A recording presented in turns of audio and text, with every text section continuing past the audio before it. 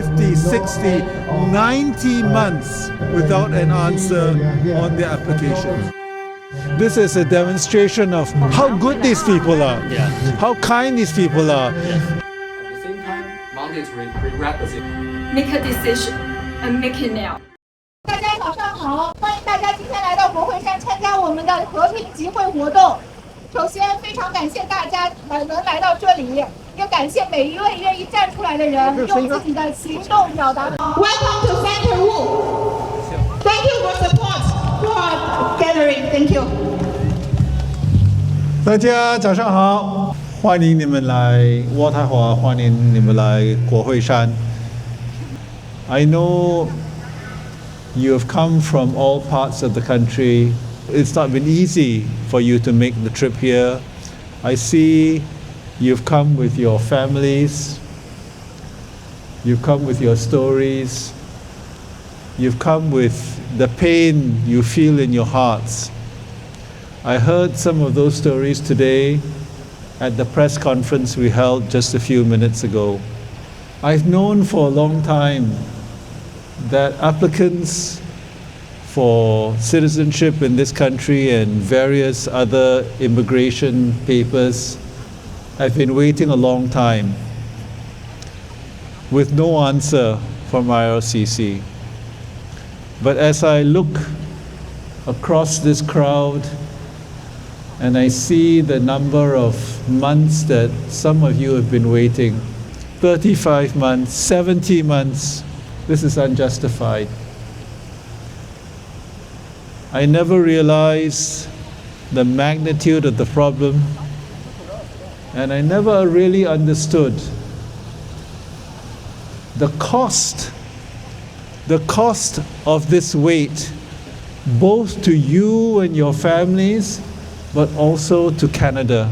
Because all of you came to Canada to contribute to Canada, 对吗?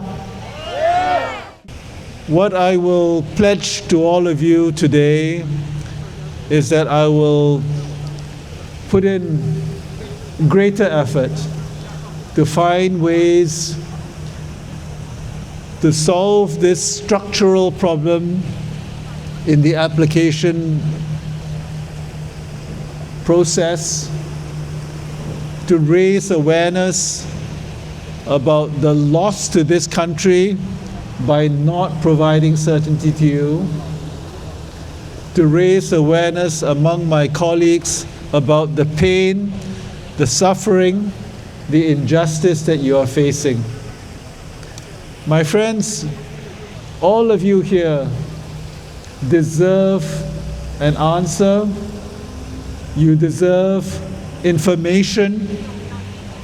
You deserve to become the Canadians that you came here, you chose when you came to this country.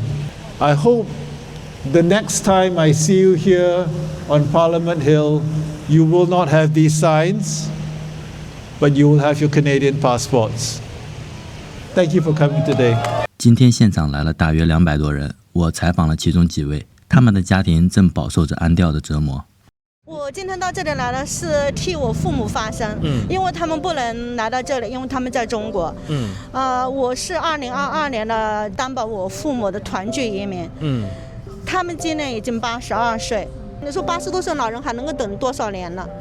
我觉得这个是很不人道的，对我们的生活造成了很大的影响。我们其实是很理解、尊重，也支持这个移民安调的。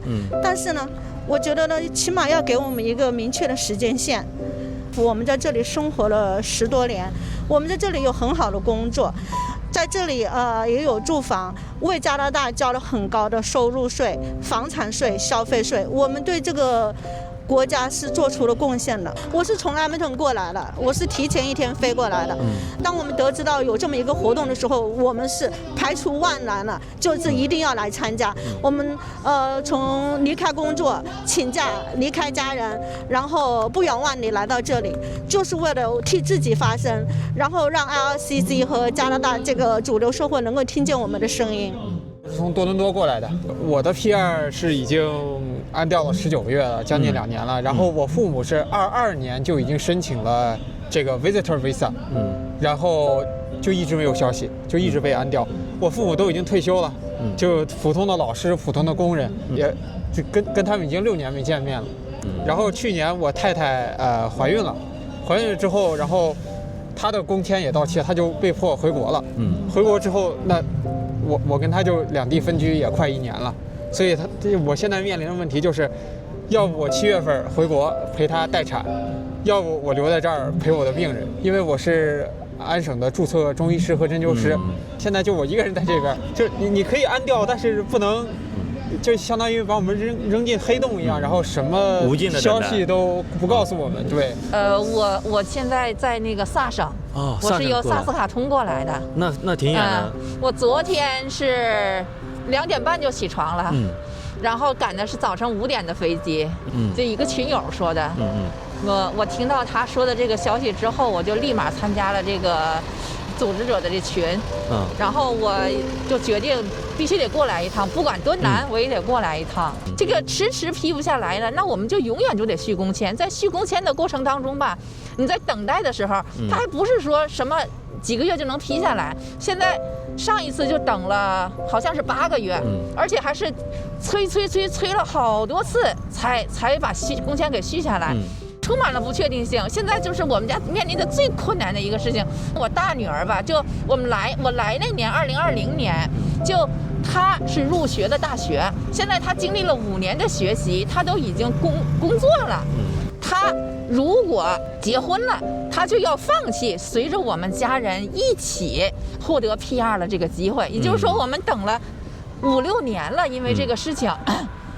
然后他现在还不能结婚，所以现在就是面临的非常非常大的困难。不是说这个安调它不合理，它安调它合理，它是为了保护咱们的安全的，对吧？将来咱们生活在这里，咱们也希望这里是安全的，我们也是冲着这儿，这个社会是安全的，是公平的，是公正的，我们才向往，才来到这里的。但是呢，我们希望它有个期限，它能够透明一些。我们到底被调查什么？我真的说实在的啊，我不知道我们家里被调查什么。真的是不知道。而且我小女儿当时被进安调的时候才13岁，她有什么可调的呢？真的这些事情我都不知道是为什么。我从蒙特利尔过来的，我今天早晨5点就起床了，6点就出发了。我看您是已经等了32个月了。32个月了，我2023年8月就提交了这个 PR 申请了，因为我希望让这个大家看到我们的故事，然后这个引起这个有关部门的重视，还有民众重视然后这个不仅是为我发声，也是为大家发声，因为我们只是所有大家遭受的这个不幸、遭受的困难当中的一例典型代表，但其实今天来到这边的所有人都是遭受跟我们一样的漫长的等待和折磨。来到加拿大已经很长时间了吗？我21年来加拿大。21年来的，您的身份现在是在永久居民。永久居民，您是已经有 PR 了。也就是说，其实这次抗议来说，对您来说，您只是一个纯粹的组织者。对，我只是组织者，我不会从这个活动中有受到任何利益。对，我的华人里面很少有见到说，可能像我一样比较重视华人的权益，然后愿意说为一些可能跟自己并不相关的华人群体，然后做一些贡献的人，这样的可能不多。但是我觉得我恰好擅长这件事情。这一次有大概2到3个群，我们共同的组织起来这次活动。所以那群里的人可能会横跨整个加拿大各地，甚至有的是在中国。然后我们作为组织者和一些辅助我们组织的人，我们也一直在群里面积极的动员，包括我们有专人去各个平台上去发布宣传的一些内容，我们都希望去就是大家一起能够组织更多的人来参与到这个活动中来。那您觉得在这个活动的组织和策划过程中，无论是当地政府还是联邦政府，有给过什么样的阻力或者什么样的帮助吗？国玉山这边的话，他们的 PPS 以及他们的国玉山这边的协调负责人，他们其实给我们很大的帮助。我们组织者这边遇到的是关于场地上面的问题，关于 permit 的许可上面的问题，他们都给予了积极的协调。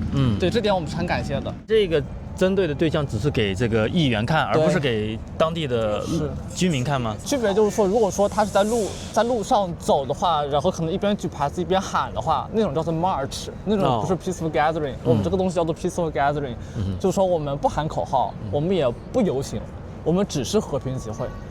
只是践行一个宪法赋予我们一个普通居民的权利。国会山那边和 PPS 他们有问我是否我们要去申请March，因为如果说我们要申请March去申请路上的游行的话，我们是需要去跟那个渥太华的这个警察局去协调的，他们需要去进行封路，然后我们才可以游行。我们也积极地发动了所有的人去这个联系有自己的国会议员，因为我们希望能够有国会议员支持我们。那目前的进展也是说，已经有了 petition 的一位国会议员，他们支持我们的 petition。活动之外，申请加拿大签证和 PR 的中国人苦于安调的事情，早已在中文社交媒体发酵多时。为什么会发展成一次集会？或者说这次集会能否就此带来改变？带着这些问题，我们采访了同样关心此事的前联邦首席翻译司徒博士。我一看他集结了这么多人的请愿，这说明什么问题呢？就是说，这的确是大家关注的一个问题，这是第一。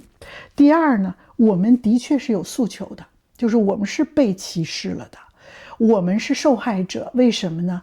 就是当时华人是被卷在中加关系的这个恶化的这个漩涡里。我打听了一下一些移民公司，说以前呢，这个安调呢抽查呢是比如说5%或者10%的申请，后来孟晚舟事件之后就一下升到30%。您说的这个数据是主要针对华人吗？华人，我说的就是华人。我签约翻译做了5年之后呢，就进入政府做首席翻译。那我是从94年就开始给克雷蒂安做中文首席翻译，做到2012年，就是基本上20年整。翻译局所有的首席翻译没有一个人要求有4级安检，只有我。为什么？2012年哈珀要求的，就是说中文首席翻译必须有4级安检。那我当时没办法，我要是没有的话，我就上不了专机。所以我就去接受了4级安检，他就要调查我的父母，因为当时我父母还健在，因为我父母原先是外交部的我妈妈是外语学院的老师，对吧？教授，我爸爸是大使，而且是我爸爸一辈子都是外交部的，对吧？而且我当时是结了婚，而且我的先生也是外交部子弟，但是我也过了，只不过时间长。我建议啊，当然我就是一个建议，就是我可以执笔写，就给公民移民部部长写信，公开信。这位部长呢是代表大西洋沿岸省的，就是 Nova Scotia 那边。那 Nova Scotia 那边呢是自由党的铁杆的那个领地那边的人呢，他可能的确对华人的事儿他就不了解，因为那边华人少，你知道吗？但是呢，你如果把这件事上升到种族歧视这个高度和就是华人被区别对待了这件事儿上，那有可能就会引起比如说 CBC、CTV、National Post 和其他这些媒体的注意。你引起了他们的注意，才能够有可能引起执政党有3个选区要搞这个 by election。 所以呢，一个选区呢是以前 Chrystia Freeland 的选区，是在多伦多那边，还有一个选区呢是这个 Blair 那个选区。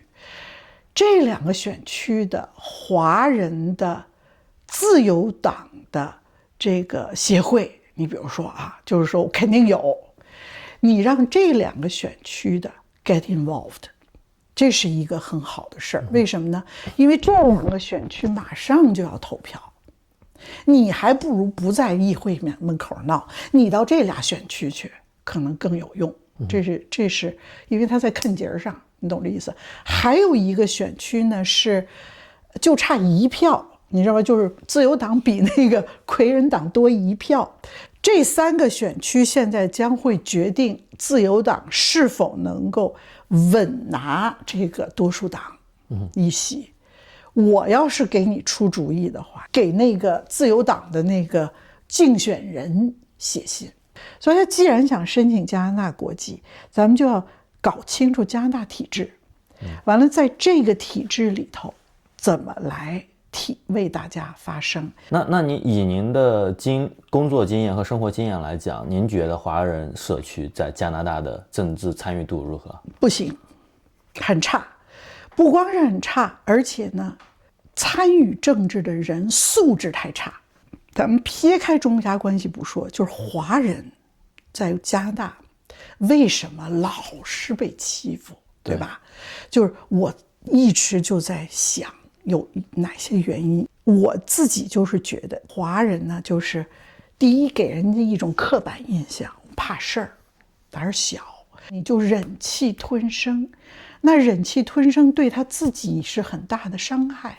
结果呢，就是说华的2代和3代的确，就是说你一看很优秀，这个学习成绩特好什么什么，但是呢，你会发现他们遇到事儿的时候就是躲，就是不敢站出来，不敢发声。为什么？他祖祖辈辈就不让他发声，对吧？因为咱们的确是有这几千年下来的这样的一个传承已经下来，就是说有多一事儿不如少一事儿，这少一事儿最好是没事儿。所以总结您刚才提的这个意见，就是如果我们想实现自己的诉求，首先你要去了解政治，参与政治，利用政治，对，来达到自己的目的。是，所有的党都是这样做的，所有的族裔也都是这样做的，只有华人做的最差。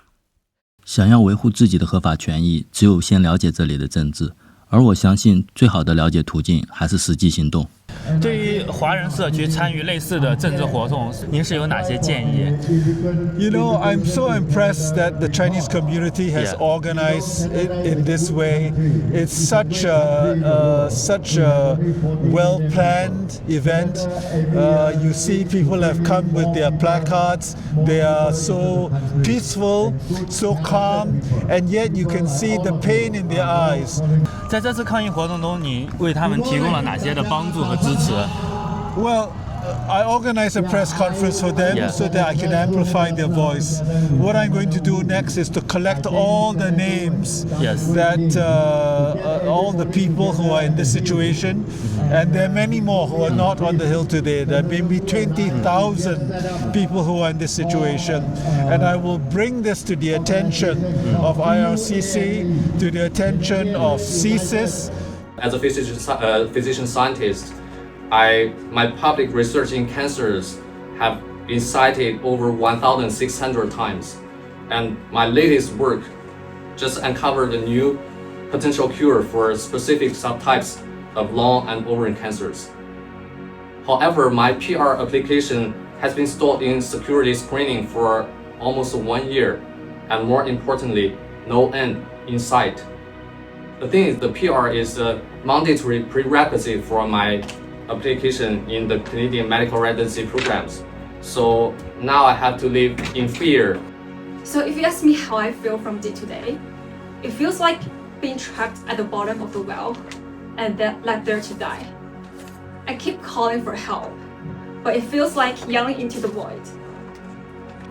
Not as case numbers in the queue, but as people with lives, families, and futures that cannot wait indefinitely. Acknowledge the impact your delay have on us. Make a decision and make it now. 在这条视频发布时，集会已经过去1周多了，似乎讨论仍然局限在中文世界。等待安调的人们也许不会很快就得到一个结果，但是3月13号在国会山前共同发出声音的同胞们，也许让华人社区感受到了寒风中的一丝暖意。